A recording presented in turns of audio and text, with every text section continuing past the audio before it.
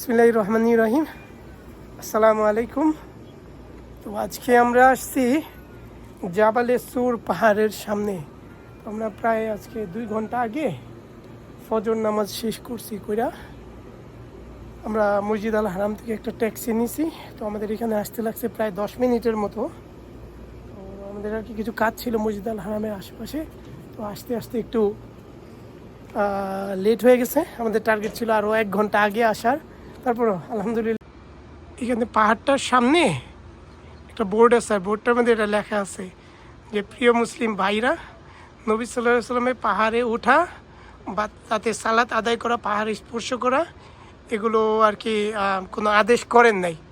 তো আর কি এমনকি সাহাবারাও এটা চেষ্টা করেন নাই। এখানে ছোট্ট একটা বসার জায়গা আছে, আর সামনে অনেকগুলো কবুতর।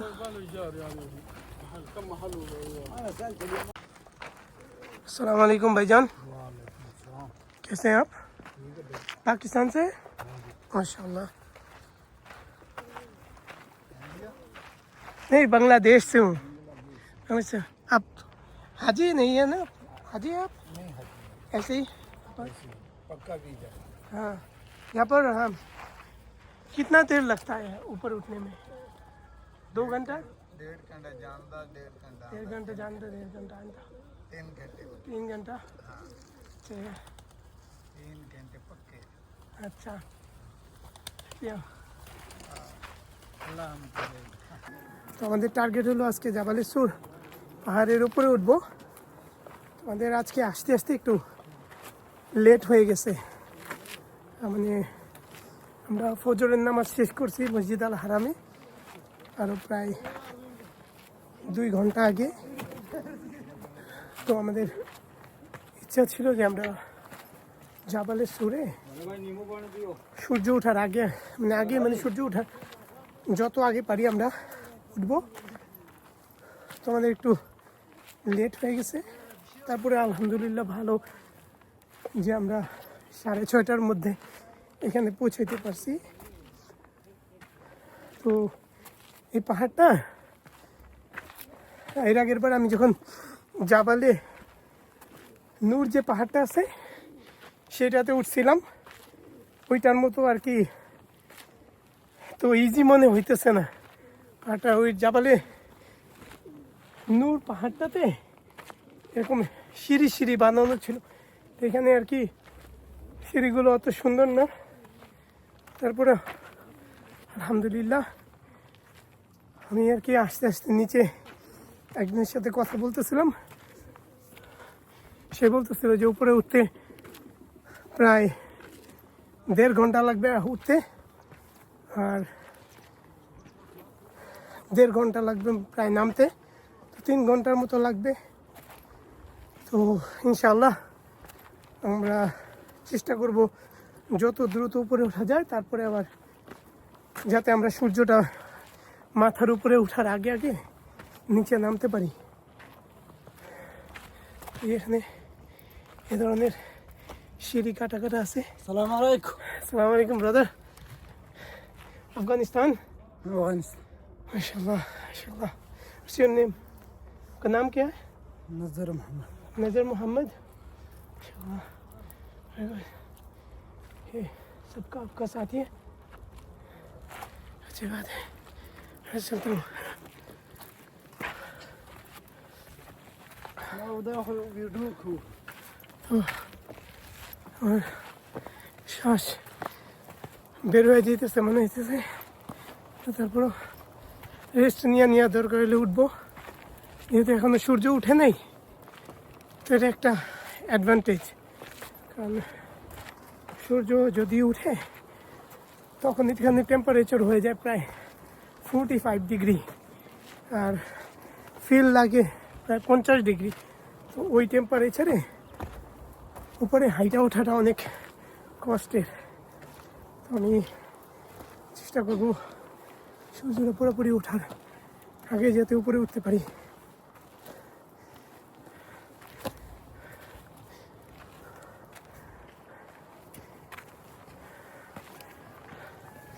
যদি সূর্য উঠতেছে এখন,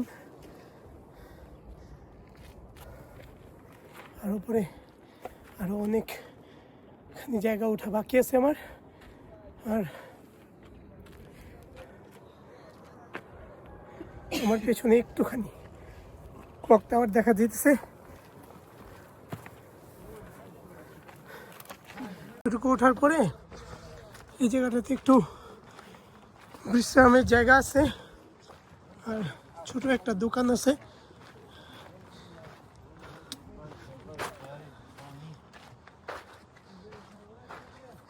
এখানে চা আছে, পানি আছে।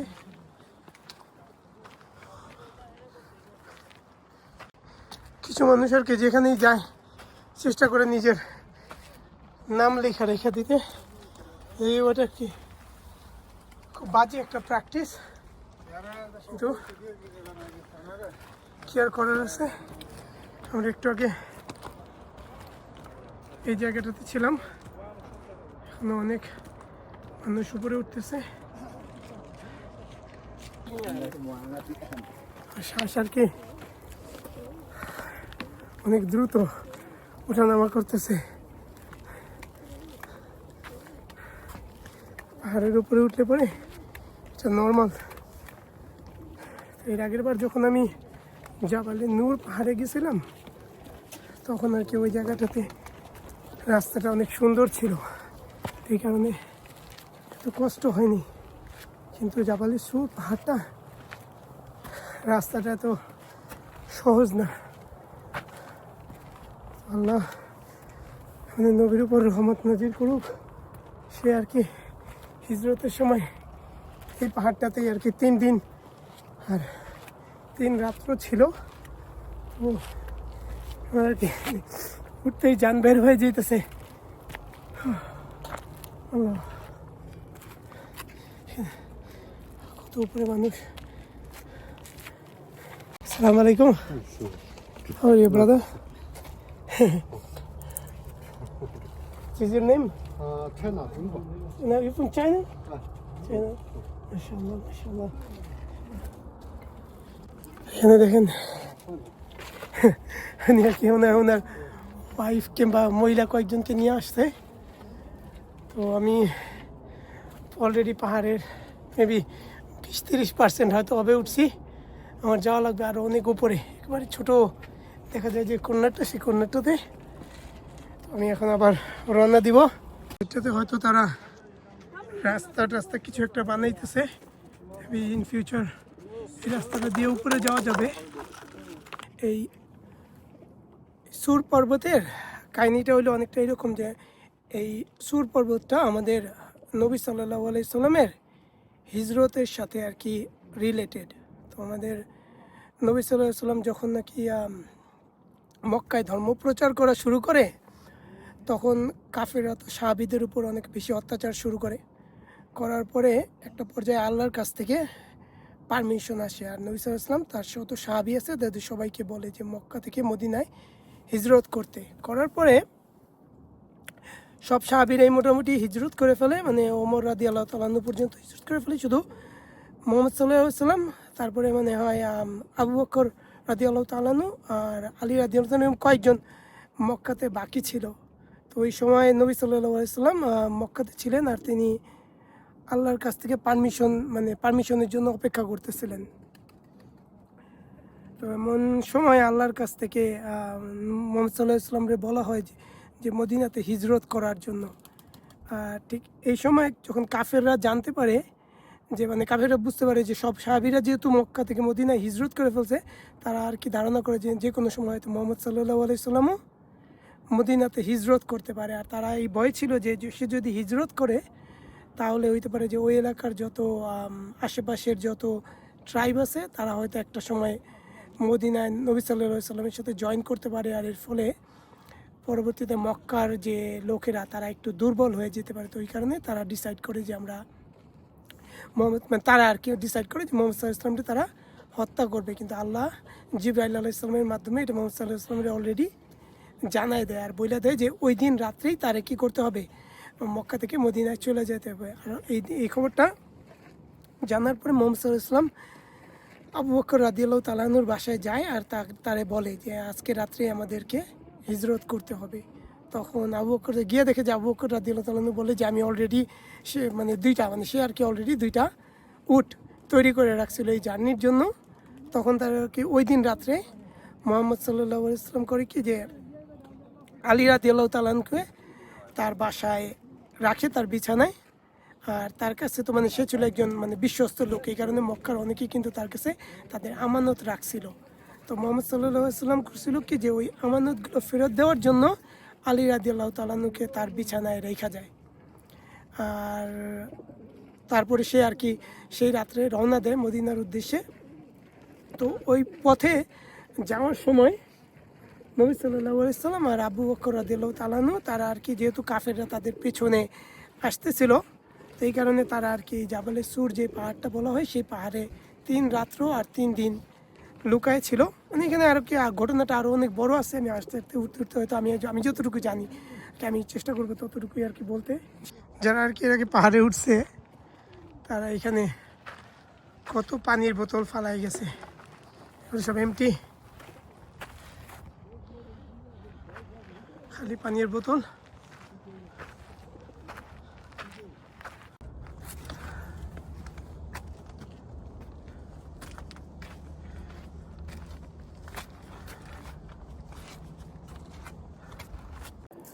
তোমাদের নবী সাল্লাল্লাহু আলাইহি সাল্লাম আর আবু বকর রাদিয়াল্লাহু তাআলা আনহু এই গাড়ের সুর যে মানে আর কি গুহাটা, এই সুর পর্বতের উপরে যে গুহাটা, সেই গুহাতে মানে আশ্রয় নেয়। তখন আবু বকর রাদিয়াল্লাহু তাআলা আনহু নবী সাল্লাল্লাহু আলাইহি সাল্লামের জন্য গুহাটা পরিষ্কার করার পরে মানে গুহার ভিতরে অনেকগুলো গর্ত ছিল। তখন ওই গর্তগুলো সে করে কি বিভিন্ন কাপড় কিংবা আরও হাবিজাবি যা আছে সেগুলো দিয়ে বন্ধ করার পরে মানে একটা গর্ত সে বন্ধ করতে পারে নাই। তখন সে করছিল কি ওই গর্তটার মধ্যে নিজের পা দিয়ে আটকায় রাখছিল, যাতে আর কি এই ভয়ে যে গর্ত থেকে যদি সাপটা বের হয়, এই কারণে সে গর্তের ভিতরে নিজের পাটা দিয়ে রাখছিল। আর নবী সাল্লাল্লাহু আলাইহি ওয়াসাল্লাম তখন আবু বকর রাদিয়াল্লাহু তাআলা আনহুর এই পায়ে মানে রানের মধ্যে মাথা রেখে ঘুমাইতেছিল। তখন কিছুক্ষণ পরে মানে নবী সাল্লাল্লাহু আলাইহি ওয়াসাল্লাম যখন ঘুমাইতেছিল তখন হঠাৎ করে একটা সাপ যেই মানে যেই গর্তটার মধ্যে আবু বকর রাদিয়াল্লাহু তাআলা আনহুর পা ছিল সেই গর্ত থেকে বের হওয়ার চেষ্টা করে। তো যেহেতু তার পা ওই গর্তটার মধ্যে ছিল এই কারণে করে কি সে এই আবু বকর রাদিয়াল্লাহু তাআলা আনহুর পায়ের মধ্যে কামড় দেয় কয়েকটা, কিন্তু আবু বকর রাদিয়াল্লাহু তাআলা আনহু নড়তেছিল না, পাও সরাইতেছিল না, যাতে এই ভয়ে যে নবী সাল্লাল্লাহু আলাইহি ওয়াসাল্লামের ঘুমটা হয়তো ভেঙে যেতে পারে। কিন্তু কতক্ষণ পরে করছে কি যে সে আর কি কামড়টা সহ্য করতে পারে নাই। তখন তার চোখ থেকে ওই ব্যথার কারণে কয়েক ফোঁটা পানি পড়ে, সেই পানিটা নবী সাল্লাল্লাহু আলাইহি ওয়াসাল্লামের গালে পড়ে। তখন নবী সাল্লাল্লাহু আলাইহি ওয়াসাল্লামের চোখ খুলে যায়, চোখ খোলার পর সে দেখতে পারে যে আবু বকর রাদিয়াল্লাহু তাআলা আনহু ওই সাপের কামড়ের ব্যথায় ছটফট করতেছে। তখন সে আর কি তার মুখের লালা ওই জায়গাটাতে সাপের যে কামড় সেই জায়গাটাতে লাগাই দেওয়ার পরে আর কি আবু বকর রাদিয়াল্লাহু তাআলা আনহু সুস্থ হয়ে যায়। তো এটা আর কি নবী সাল্লাল্লাহু আলাইহি ওয়াসাল্লামের মিরাকলগুলির মধ্যে অনেকগুলো মিরাকলের মধ্যে একটা মিরাকল বলা হয়। এটাই হলো সেই গাড়ের সুর যে গুহাটা, সেটা আমরা এখন এই পাহাড়টার একেবারে উপরে উঠে গেছি। আর বলা হয় এটাই হলো সেই গাড়ের সুর, মানে সুরের যে গুহাটা সেটা। তো এই গুহাটাতে যাওয়ার রাস্তা হইলো পেছন দিক দিয়ে।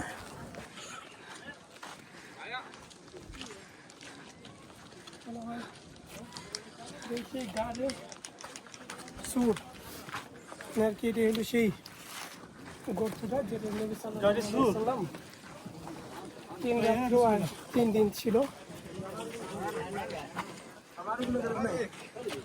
আমি এখন এই গুহাটার ভিতরে যাবো এই দিকটা দিয়ে।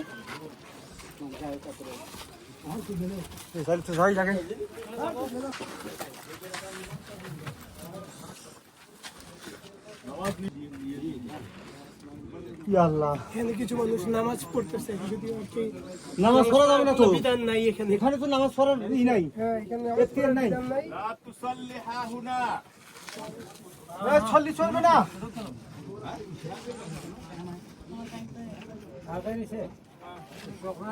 বিদ্যা নাই, বুদ্ধি নাই, আমি নামাজ পড়ি। নামাজ তো এখানে পড়া যাবে না।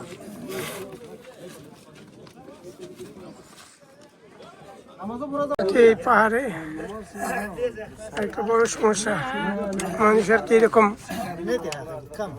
এই নামাজ যাতে না পাথরগুলোর মধ্যে নিজের নাম লেখা রেখা দিচ্ছে। এই খালাস করে দেন। थोड़ा थोड़ा फास्ट फास्ट फास्ट फास्ट दो दो रकात हाँ दुआ बाहर करो अल्हम्दुलिल्लाह दुआ এই নামাজ পড়েন না, নামাজ পড়েন না, মানুষকে দেখা দেয় রাখেন না। এ তো মানুষকে কষ্ট দিলে কিন্তু মানুষকে কষ্ট দিন না।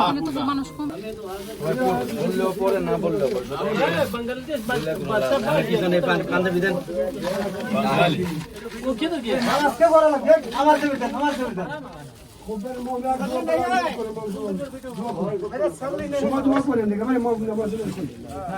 বাইরে যা দোয়া করেন, দেখে আমরা চলে যাই, আমরা চলে যাই, আমরা চলে যাবো।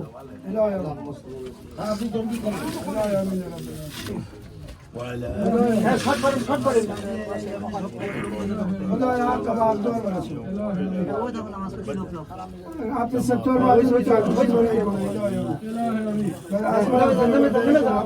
নামেন, নামেন, নামেন।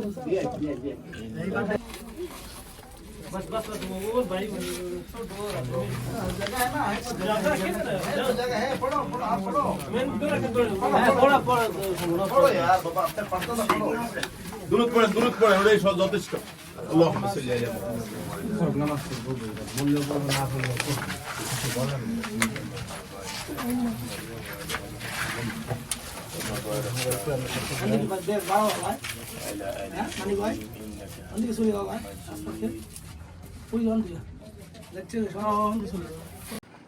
চলো গাড়ে সুর।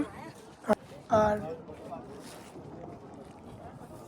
এটা হলো মক্কার ক্লক টাওয়ার। আর আমি জাস্ট জুম করতেছি ক্লক টাওয়ারের পাশের মিনারগুলোর উপরে। এগুলো হলো মসজিদ আল হারামের মিনার।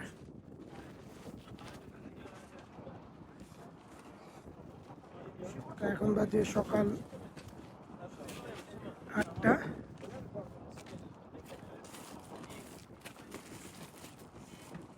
একটা জিনিস এখানে খুব এনজয় করার মতো হইলো, এখন যেহেতু সকাল 8টা, সূর্যের তাপ এখনো পুরোপুরি শুরু হয়নি, তো এই কারণে এখানে বৈশা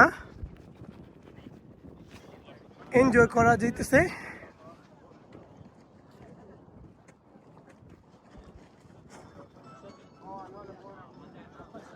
এখান থেকে পাহাড়ের নিচের বাড়িগুলো আর রাস্তাগুলো দেখতে খুবই সুন্দর লাগতেছে, মাশাআল্লাহ। এই এত উঁচু পাহাড়ের উপরে নবী সাল্লাল্লাহু আলাইহি সাল্লাম 1400 বছর আগে তার সাহাবীকে নিয়ে উঠছিল। এখনো অনেক মানুষ আসতেছে।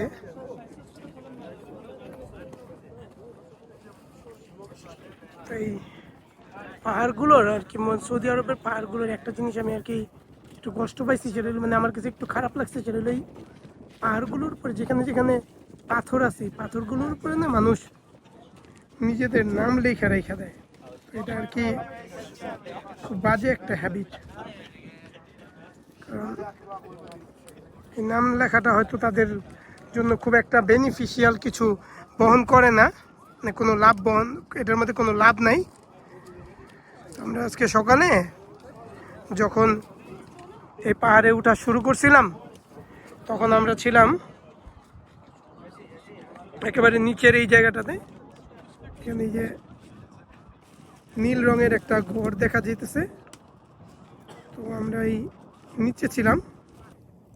এই পাহাড়ে উঠতে আজকে আমাদের লাগছে প্রায় 1.5 ঘন্টার মতো, কিন্তু আমরা আর কি অনেক রেস্ট নিয়ে কি টাইম নিয়ে উঠছি, একটা না আর কি উঠিনি, বসে বসে রেস্ট নিচ্ছি, উঠতে এতেই লাগছে আমাদের প্রায় 1.5 ঘন্টা।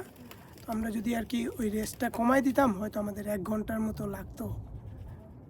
কি তখন নবী সাল্লাল্লাহু আলাইহি সাল্লাম আর আবু বকর রাদিয়াল্লাহু তাআলা আনহু দুইজন এই পাহাড়টার উপরে, মানে বলা হয় যেটা এটাই সেই জাবালে সুর পাহাড়। তো এটা যদি জাবালে সুর পাহাড় হয় তো তাহলে তারা এই যে গাড়ে সুর যেটা, সেই এই গুহার ভিতরে 3 রাত্র আর 3 দিন ছিল। তো নবী সাল্লাল্লাহু আলাইহি ওয়াসাল্লাম যখন এখানে ছিল তখন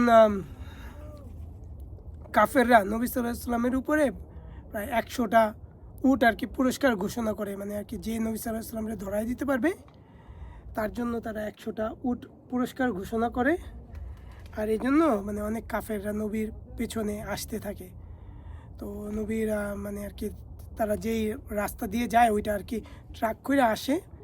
তো তখন যখন নবী সাল্লাল্লাহু আলাইহি ওয়াসাল্লাম এই পাহাড়টার উপরে আশ্রয় নেয় তখন কিন্তু কয়েকজন কাফের মানে আর কি কাফেরদের কয়েকজন এই পাহাড়ের কিন্তু যেই গুহাটা ছিল সেই গুহার একেবারে কাছাকাছি আইসা পড়ে। আইসা দেখা যায় মানে এরা কোরআনের মধ্যে এরকম একটা সূরাতেও এটা এক্সপ্লেন করছে আল্লাহ, যে এরকম আর কি তারা আসছিল, আসার পরে তখন আবু বকর রাদিয়াল্লাহু তাআলা এটা দেখে আর কি ভয় পাওয়া যায়, যখন দেখে যে তারা দুইজন না কয়েকজন ছিল যে একেবারে গুহার ঠিক কাছাকাছি মানে বাইরেই দাঁড়ানো ছিল, তারা যদি ভেতরের দিকে তাকাতে এমনকি তাদের পায়ের দিকে তাকাইলে হয়তো তাদের দেখতে পাইতো, এরকম একটা সিচুয়েশন ছিল। তো এই সময় আবু বকর রাদিয়াল্লাহু তাআলা নবী সাল্লাল্লাহু আলাইহি ওয়াসাল্লামের এই ঘটনাটা বলে যে সে মানে ভয় পেয়ে যায়। তখন নবী সাল্লাল্লাহু আলাইহি ওয়াসাল্লাম বলে যে ও আবু বকর রাদিয়াল্লাহু তাআলা মানে কথাটা অনেকটা এরকম, আমি আর কি আমার এক্স্যাক্টলি মনে নেই, অনেকটা এরকম বলে যে আমরা মানে তুমি আর কি ভয় পেও না, যখন আমাদের সাথে তৃতীয় আরেকজন আছে যে হলো মানে আর কি আল্লাহ, তো আল্লাহ যেহেতু তাদের সাথে আছে তো সেই সময় আর কি তাদের ভয় পাইতে মানা করে। আর আল্লাহ আর কি এই জিনিসটাই মানে কোরআনে একটা সূরার মধ্যে বলে। তারপরে আরেকটা জিনিস হয় যে ওই সময় যখন নবী সাল্লাল্লাহু আলাইহি ওয়াসাল্লামের উপরে 100টা উট পুরস্কার ঘোষণা করা হয় তখন মানে একটা লোক ছিল, তার নাম ছিল সুরাকা ইবনে মালিক।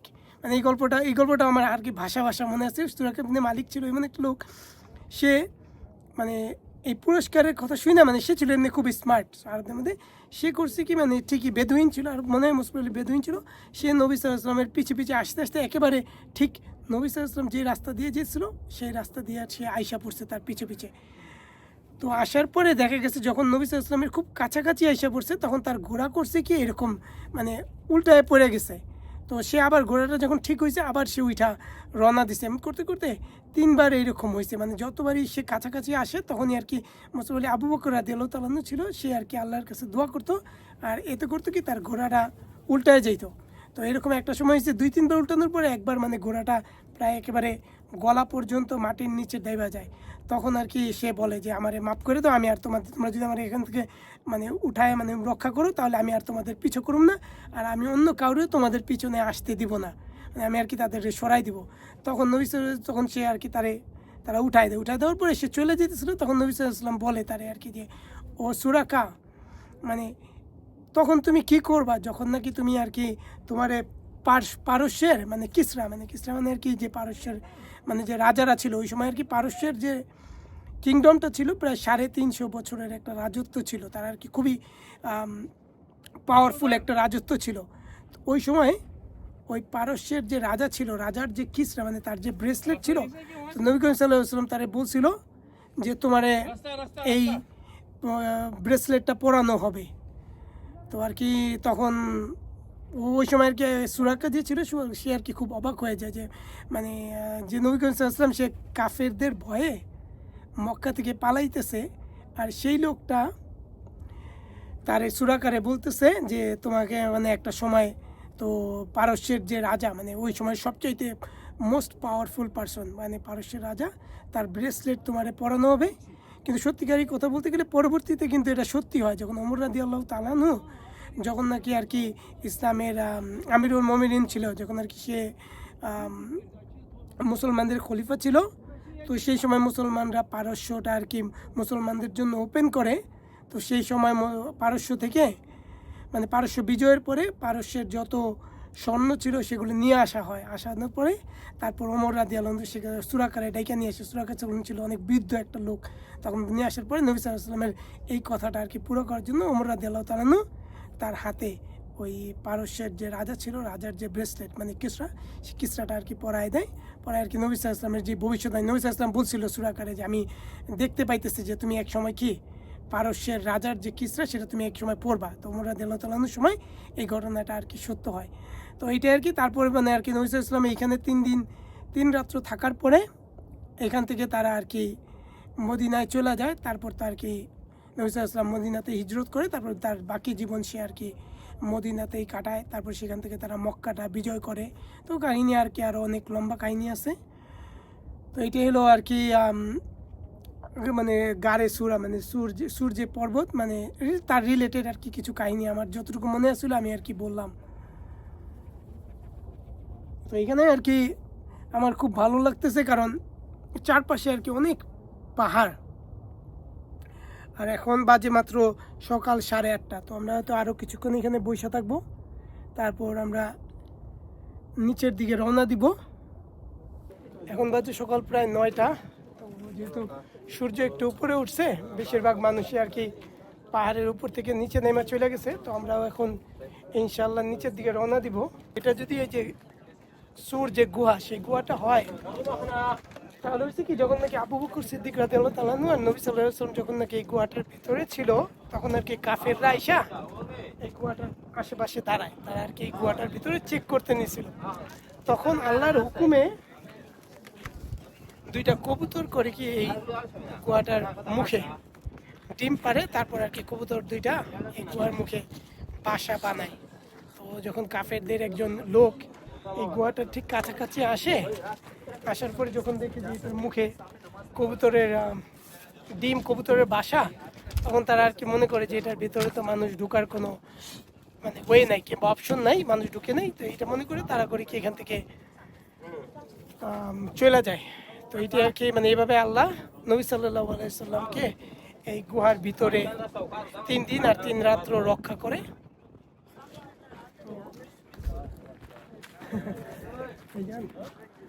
আর কি তো আমরা এখন ইনশাল্লাহ নিচের দিকে চলে যাব। তো আজকে আমাদের আর এখন কাজ নাই, হয়তো আমাদের আরও 1 ঘন্টার মতো লাগবে নিচে যেতে। তো আমরা এখন নিচের দিকে হাঁটা দিব ইনশাল্লাহ।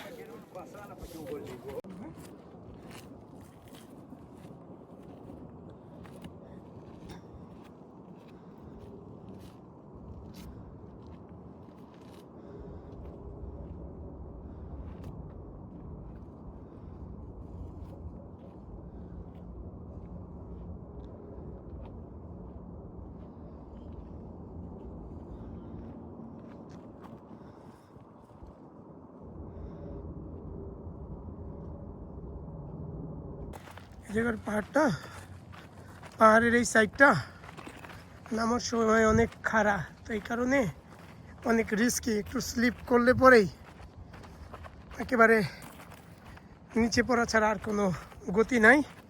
এলো গ্রাভেল, মানে গ্রাভেলের রাস্তা, তো এই কারণে খুব রিস্কি। পুরো পাহাড়টাই আসলে অনেক রিস্কি নামার সময়। পাহাড়টার মধ্যে নামার কোনো ভালো রাস্তা নাই। এখানে একজন কি সুন্দর পাহাড় থেকে মাল নিয়ে নামতেছে, মাশাআল্লাহ।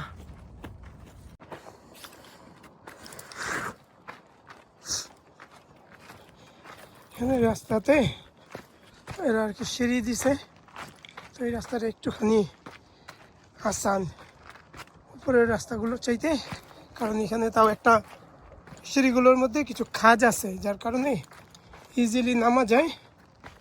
কিন্তু উপরের দিকে একটা জায়গায় ছিল গ্রাভেল, মানে ছোটো ছোটো পাথর, আর আরেকটা জায়গায় ছিল মিডিয়াম সাইজের পাথর, কিন্তু ওগুলো বেশি বড় না। তো এই কারণে ওই পাথরগুলোর উপর দিয়ে হাইটা আসা লাগছে।